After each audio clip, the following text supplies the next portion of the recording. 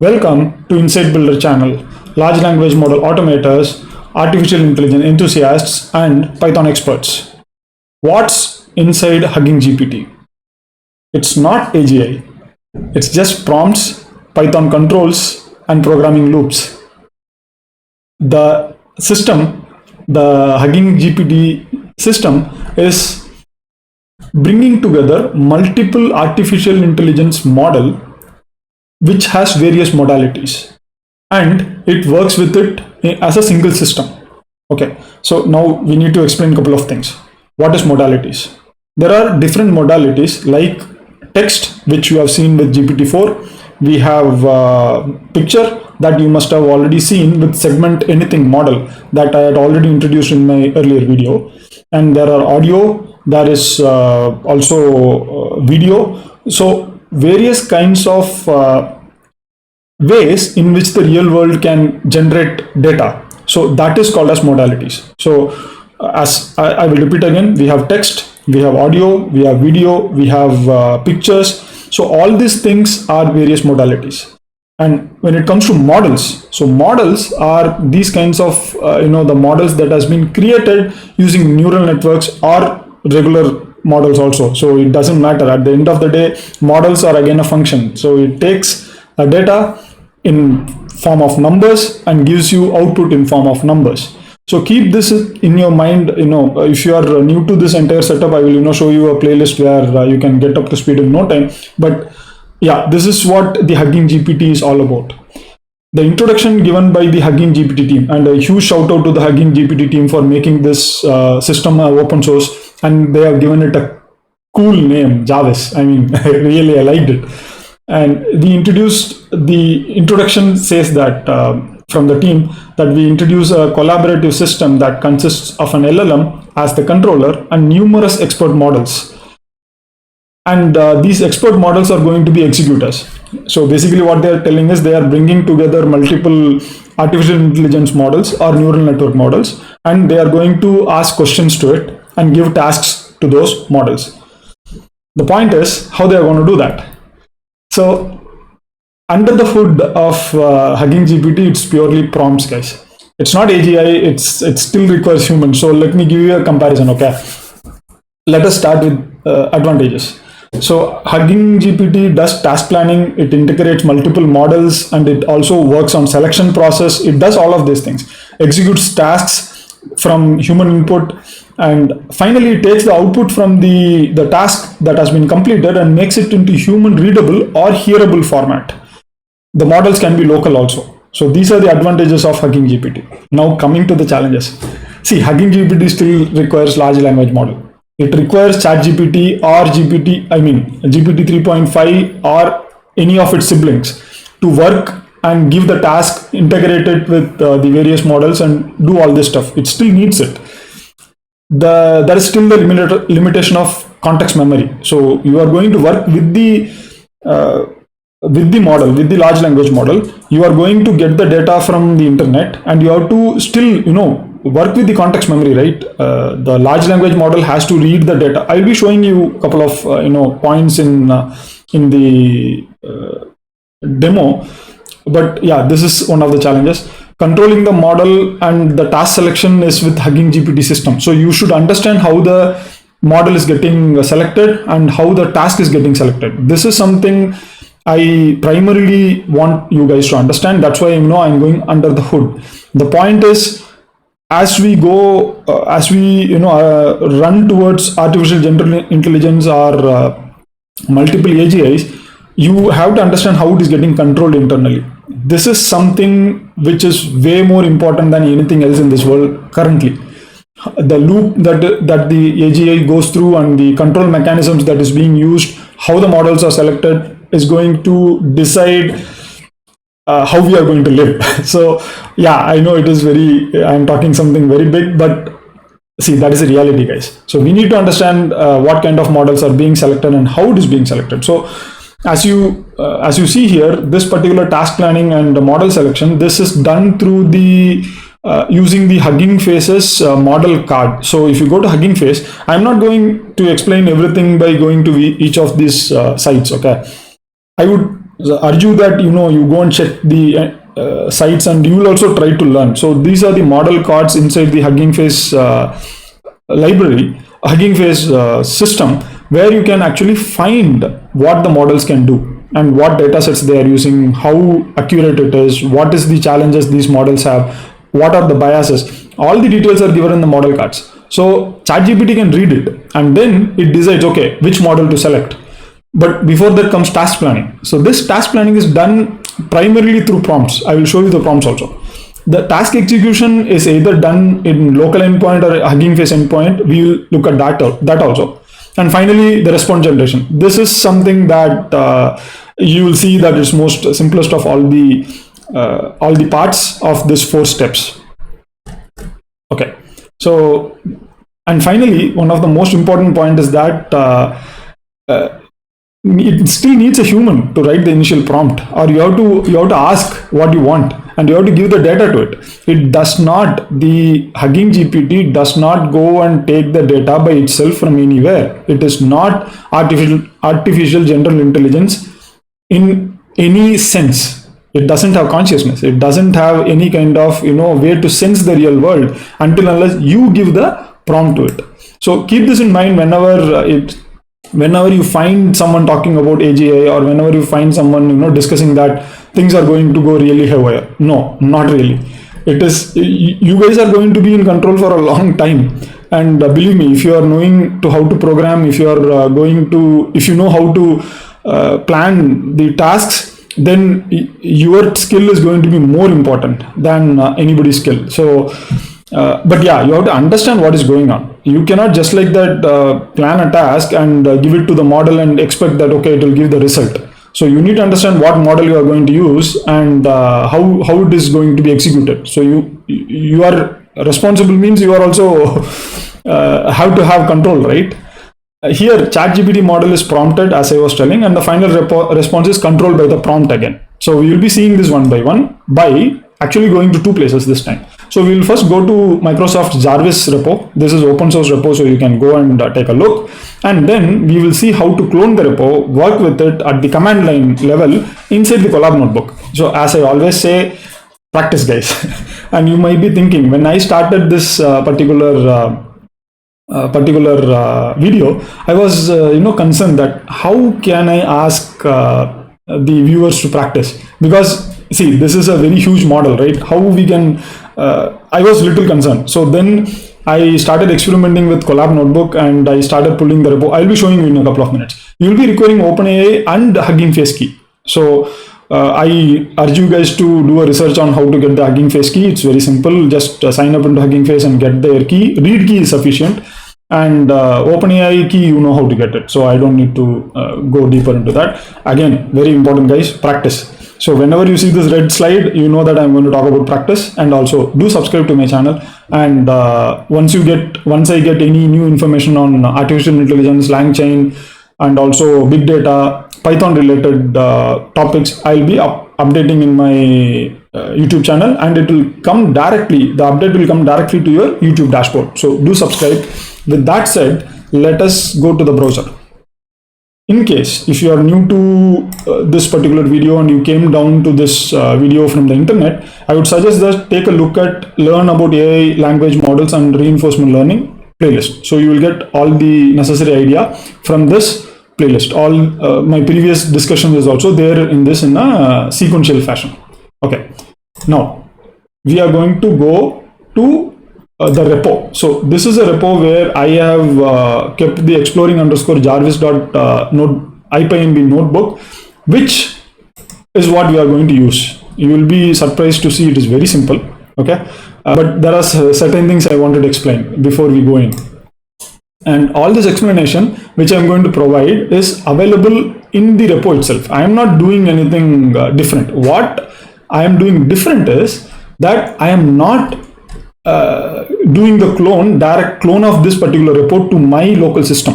Okay, I am using the Collab notebook and I am using their environment to do the demo, and you will see the challenges there itself. Okay, So they have given the default and also the minimum requirements. So you will need a minimum of 12 GB RAM. So that is better, but you have to have Linux for the best output. Ubuntu will be better, and everything is supported by Collab Notebook. You will need both of this OpenAI and Hugging Face token, as I told you, and you need to place this inside config.yaml. I will be showing how to do that.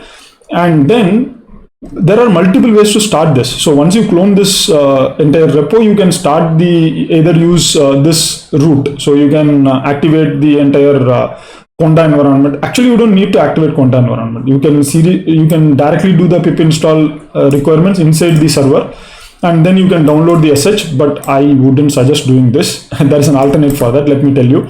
And then you can either initiate a server by using this config, or you can work with this Python interface.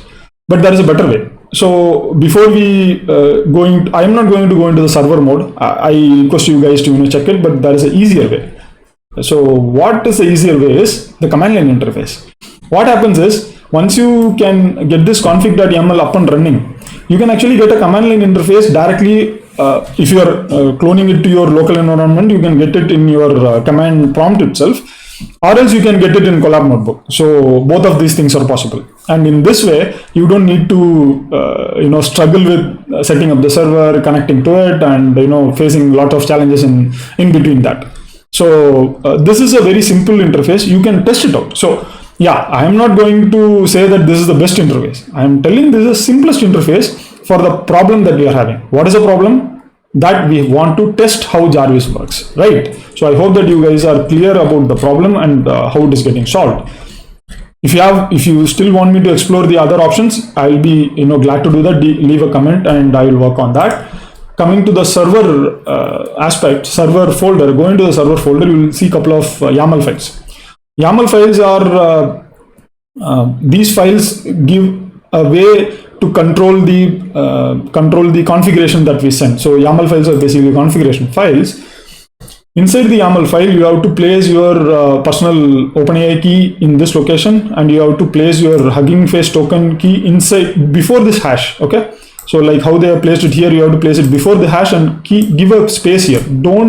If you don't give a space, it will error out. Okay, give a space between the tokens and come down here and change this to Hugging Face. Don't keep it hybrid. Okay, and change this to minimal. So all these things you have to change it in after you do the cloning. These are the primary points you have to do. After this, these things, it doesn't make much of a difference.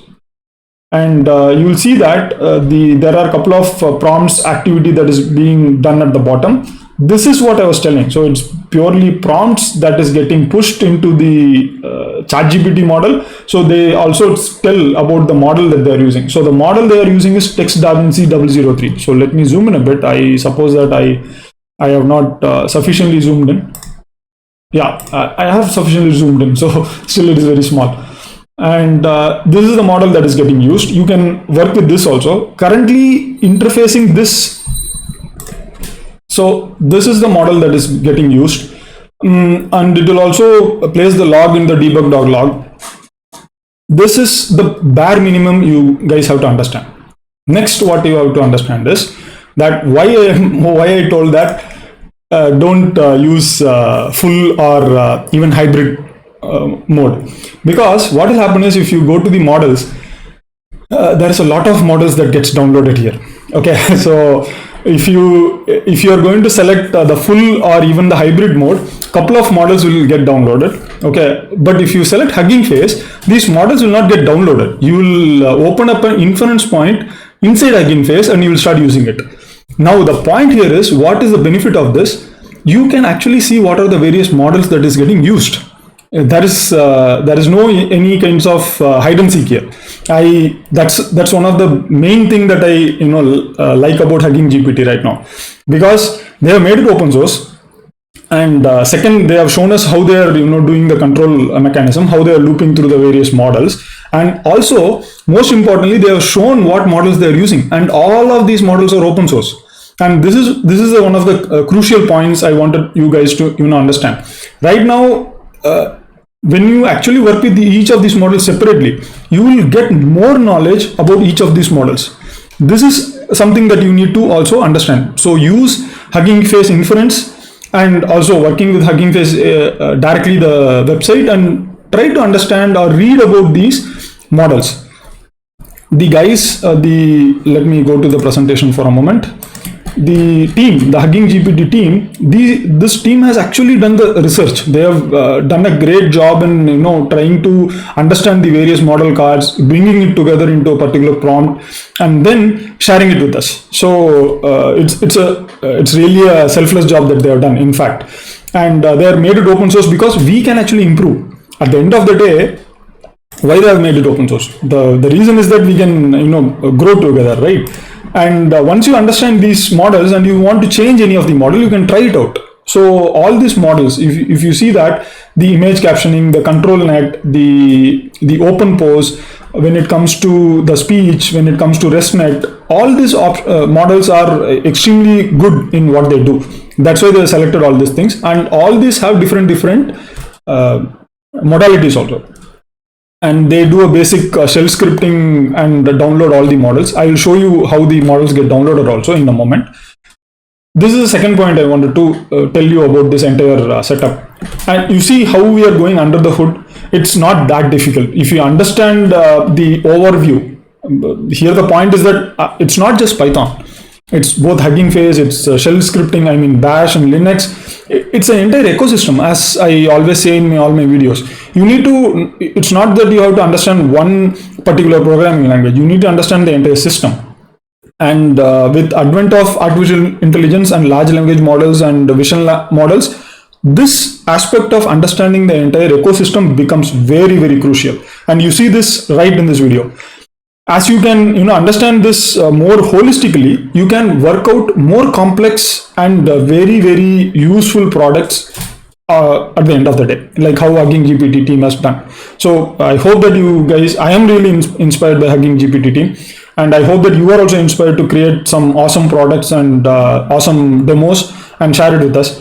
With that said, let us, I have given you all the necessary information. I will not be showing the configuration files in my repo that I have downloaded, but yeah, I can show you the repo. So this is the repo that I have got downloaded, and this is the tree that comes out of the download. So this is the git clone that I have done, the simple git clone.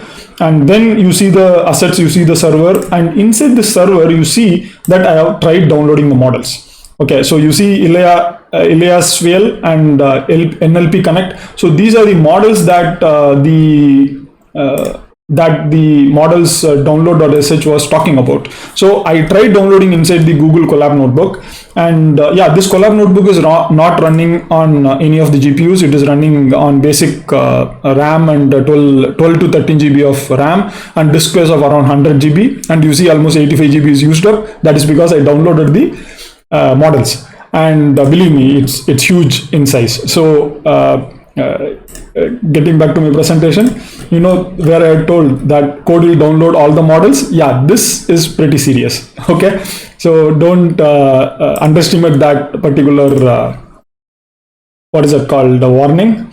With yeah, so these are the things that I wanted to show you guys. It might look simple, but what is output? How are you going to practice? Right, that is your question. The point is that these are all self-explanatory. I am cloning the Jarvis repo, and I am seeding into server and then installing the requirements. So this is how we do it in Linux. And then again, I am going into model. This step you should not execute. Okay, you don't need to execute this step. Again, I'm repeating, don't execute this step. This is something that I have shown to you how to download the models to your local environment. If you are going to establish a local environment, then go ahead and do it. Okay, but yeah, you can try it out here. You can skip this, and then here what I'm doing is I am trying to download a couple of examples that is available in the Jarvis what is it called? Just a minute. Jarvis repo. Inside the Jarvis repo, I think it is inside the server, or I just a minute, I missed the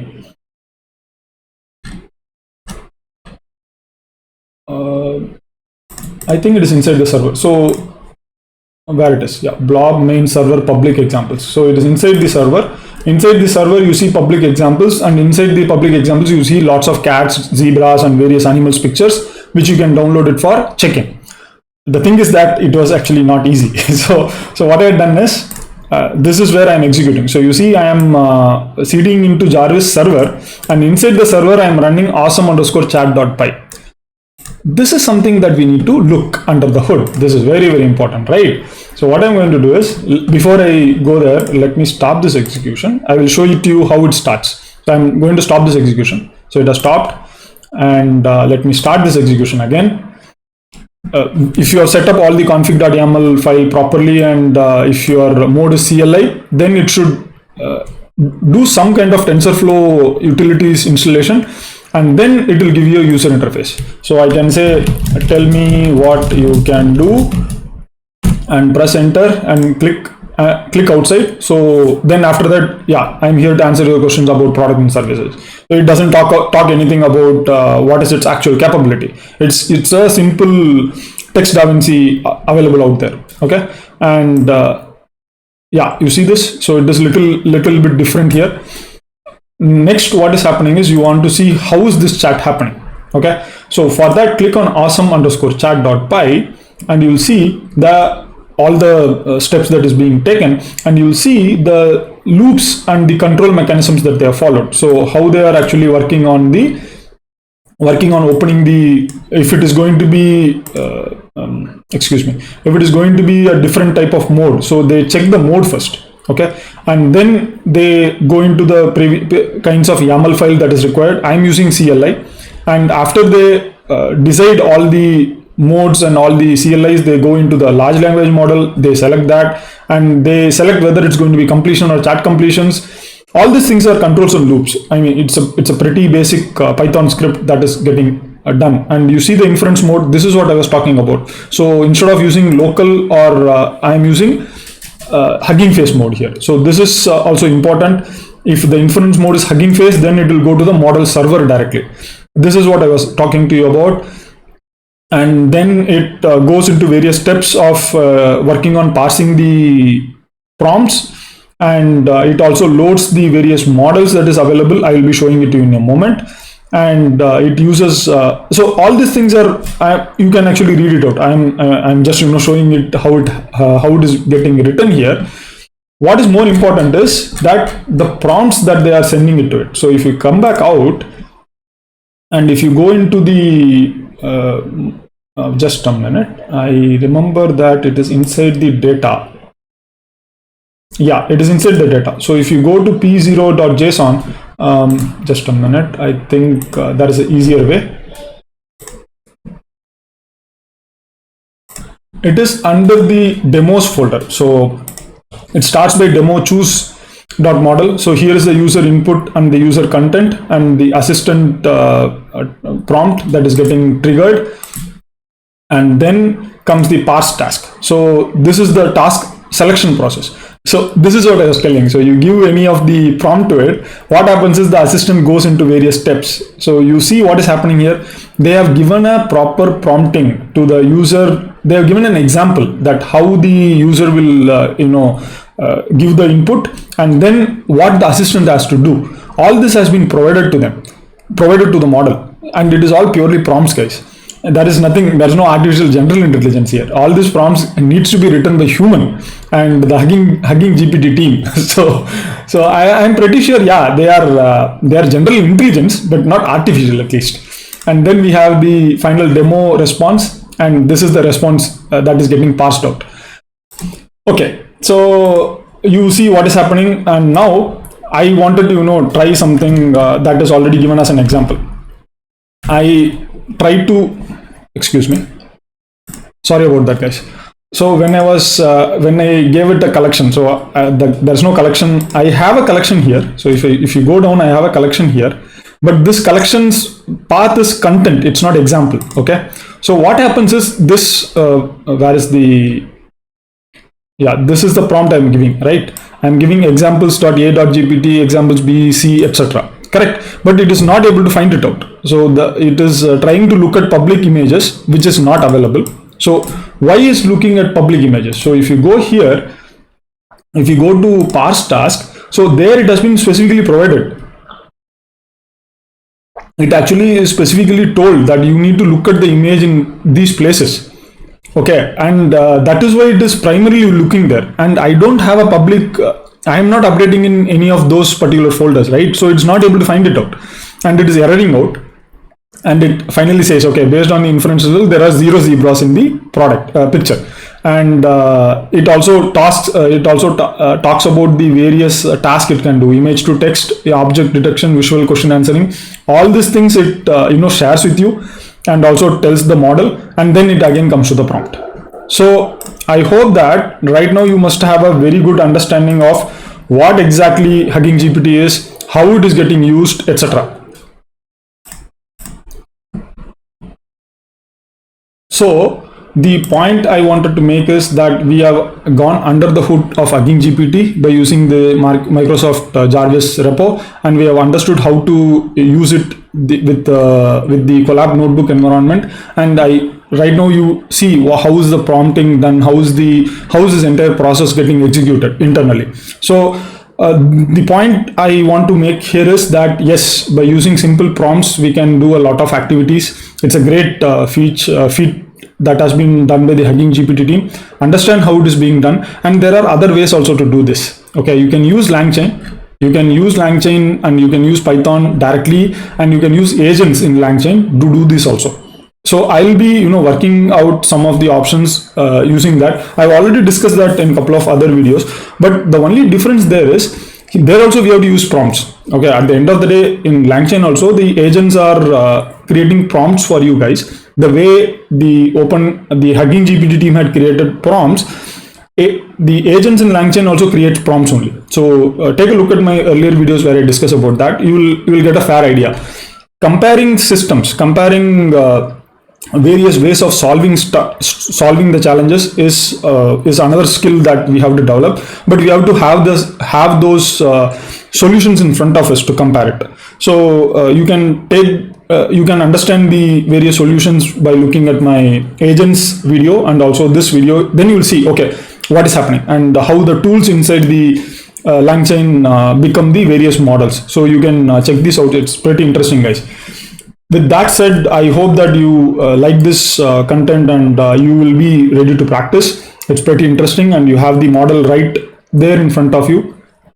The most important topic I always say is that it's not just about seeing the video, it's about practicing. So take the repo, take a look at the Microsoft Jarvis Repo, and understand how the repo is structured, understand about the various servers that is getting run there. They use a Flask server there, and understand what is Grad.io. Grad.io is a product that comes from Hugging Face. Understand these concepts as a holistic step, read about them, and start practicing. See how your model, how your setup works. Try to work with couple of models, not all the models. Remove the downloads of all the models, play with the scripts inside the Jarvis repo, and try to break it. Then you will start learning it. And with this, guys, with 4 words I would like to end this video. Practice. See you then.